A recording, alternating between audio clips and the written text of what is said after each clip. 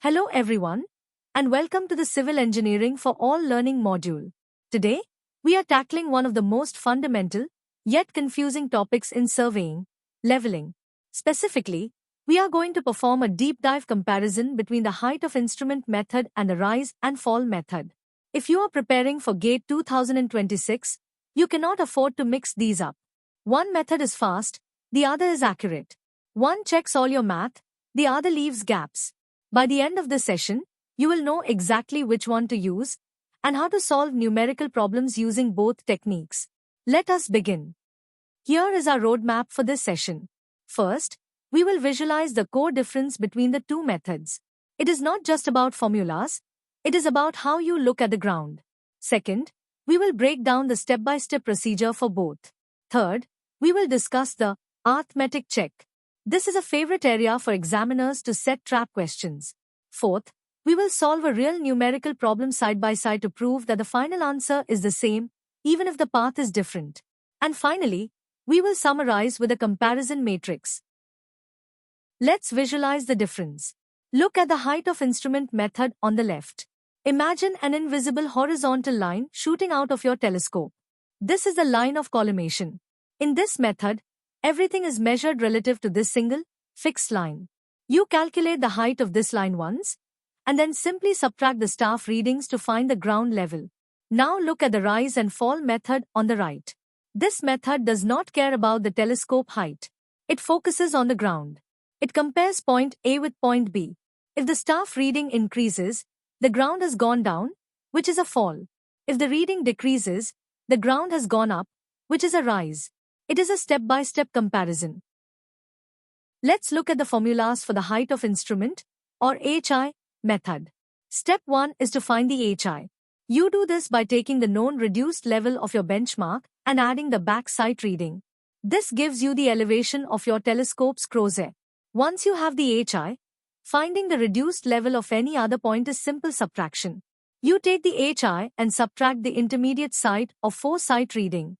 This method is incredibly fast because as long as your instrument does not move, your HI remains constant.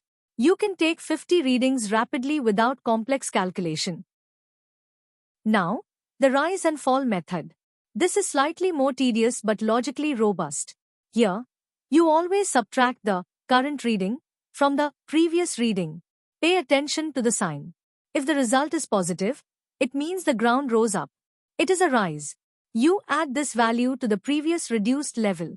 If the result is negative, it means the ground fell down. It is a fall. You subtract this value from the previous reduced level. You are essentially crawling from one point to the next, calculating the change in elevation at every single step. This is the most critical slide for competitive exams. Pay attention. We perform arithmetic checks to ensure we didn't make a calculation error. In the HI method, the check is sum of back sights minus sum of foresights must equal the last reduced level minus the first reduced level. Here is the trap. This check completely ignores intermediate sights. If you made a calculation error on a point in the middle of the survey, the HI method check will not detect it. However, in the rise and fall method, the check includes the sum of rises minus the sum of falls. Since rises and falls are calculated for every point, this method provides a complete check on all calculations, including intermediate sights.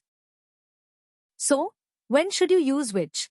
Choose the height of instrument method for fly leveling, profile leveling, or when you need to set out grades for a road or railway. The speed is a massive advantage when accuracy on every single intermediate point is not life-critical. Choose the rise and fall method for differential leveling or when establishing high-precision benchmarks. The self-checking nature of this method ensures that no error goes unnoticed, which is vital for control points. Let's prove this with numbers. Assume we have taken 4 readings, 1.2 meters, 2.45 meters, 1.5 meters, and 3.1 meters. Let's say the first point has a known reduced level of 100 meters. We need to find the reduced level of the remaining points. We will solve this using both methods to show you get the exact same result. Using the HI method, first, we find the height of instrument. Reduced level 100 plus back sight 1.2 gives us an HI of 101.2 meters. Now, for the second point, we subtract the reading of 2.45 from 101.2. This gives us 98.75 meters. For the third point, we subtract the reading of 1.5 from the same HI of 101.2. This gives us 99.7 meters. See how fast that was? One reference number, simple subtraction. Now, the rise and fall way. Moving from point 1 to 2.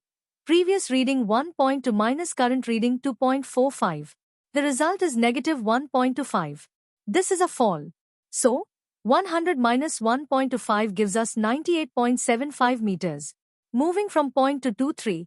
Previous reading 2.45 minus current reading 1.5. The result is positive 0.95. This is a rise. So, previous reduced level 98.75 plus 0.95 gives us 99.7 meters. As you can see, the final answers are identical to the HI method. Before we wrap up, here are 3 rapid-fire tips for GATE. Number 1. If a theory question asks which method checks intermediate sites, the answer is always rise and fall. Number 2. In the HI method, remember that every time you move the instrument, change point, you must calculate a new HI. Number 3.